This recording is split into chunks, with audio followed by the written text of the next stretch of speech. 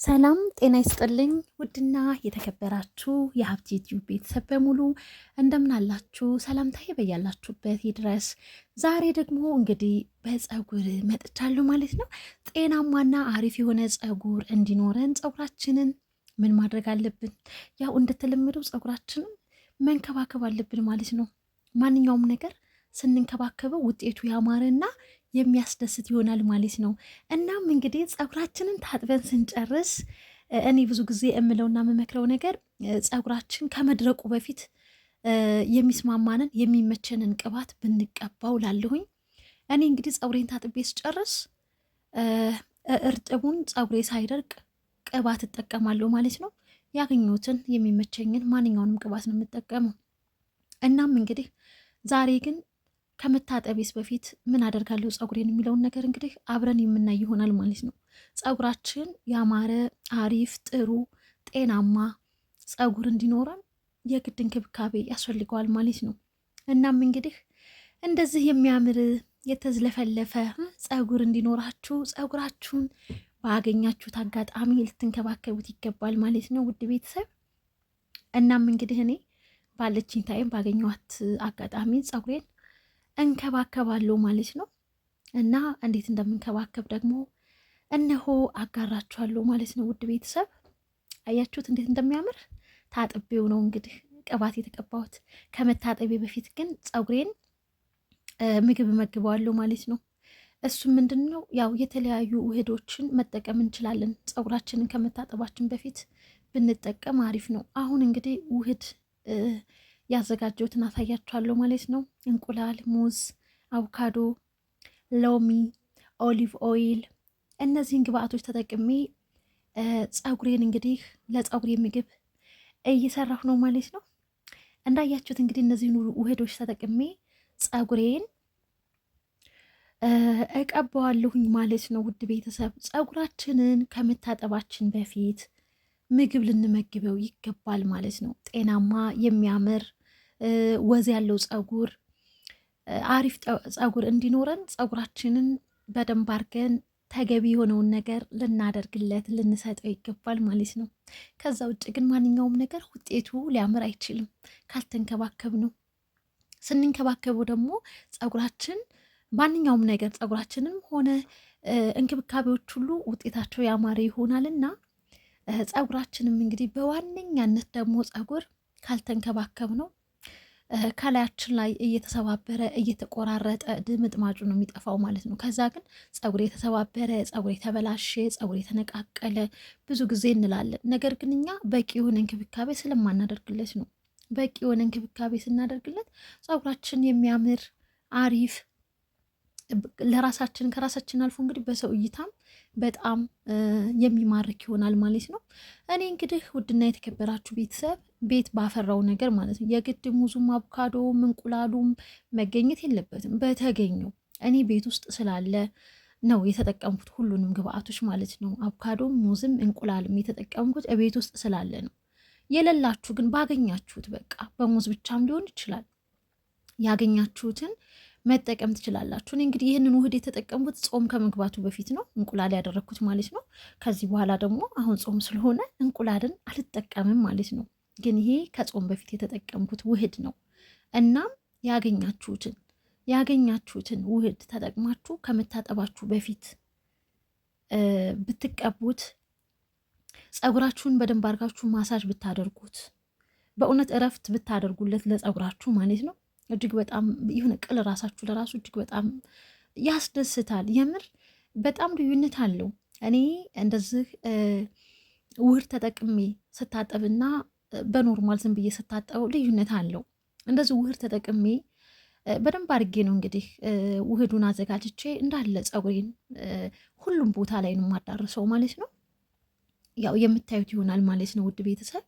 ሁሉንም ቦታ ላይ አዳርሼ በደንብ አድርጌ ማሳጅ አድርጌ እስከ ጫፍ ድረስ ማለት ነው ውስጡ ሳይቀረኝ እና የሆነ እርካታ ታገኛላችሁ። ደስ የሚያሰኝ መንፈስ ማለት ነው። የምን በቃ የሆነ ደስ ያሰኛችኋል እና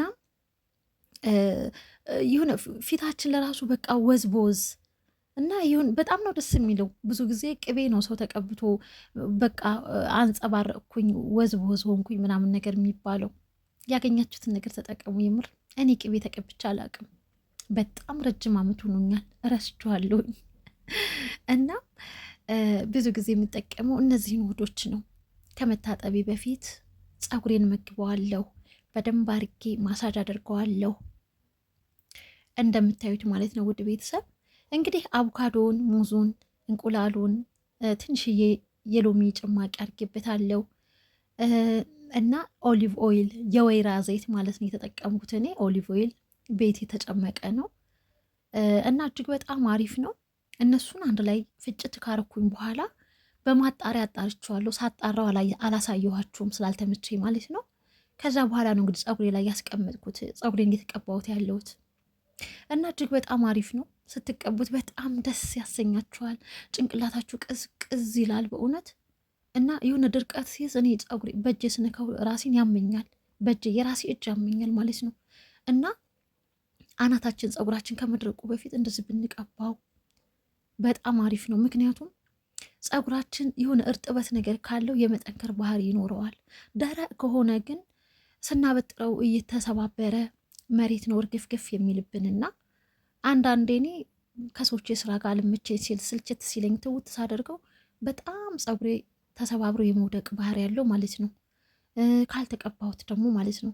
በደረቁ ካበጠርኩት ፀጉሬ እንዳለ ይረግፋል ወደ መሬት። እናም እንዴት ነው ለምሳሌ ቅጠል ያለው ዛፍና የደረቀ ቅጠል እንዴት ነው ቶሎ የመርገፍ ባህሪ ያለው አይደለ? ልክ እንደዛ እኛም ፀጉራችን ከደረቀ ቅል ራሳችን ከደረቀ ፀጉራችን ቶሎ የመርገፍ ባህሪ ያለው ማለት ነው። እና እርጥበት ነገር ካለው ደግሞ የመጠንከር ባህሪ ያለው። ስለዚህ ፀጉራችንን ብንንከባከበው እጅግ በጣም አሪፍ የሆነ አእምሯችን እረፍት ያገኛል። በጣም ነው የሚያስደስተው። ስትታጠቡት ደግሞ ጽድት ያደርጋል፣ ጽድት ይላል ውስጡ ጭንቅላታችን ማለት ነው። በጣም ነው የሚያምረው። እንግዲህ እንደምታዩት እኔ በሁሉም ቦታ ፀጉሬን እየቀባሁት ነው ማለት ነው። በሁሉም ቦታ ፀጉሬን እንግዲህ እየቀባሁት ነው። ይህ እንግዲህ ምንድነው ከመታጠቤ በፊት እንደዚህ አርጌ በደንብ አርጌ ከቀባሁት በኋላ ማሳጅ አደርገዋለሁ ሁሉም ቦታ ላይ ማለት ነው። ሁሉም ቦታ ላይ እጅግ በጣም ያስደስታል። በጣም ማለት ነው ትልቅ የሆነ የህሊና እረፍትን ይሰጣል። በቃ የሆነ ጭንቅላታችሁ ቅዝቅዝ ይላል ማለት ነው። ደስ ያሰኛል።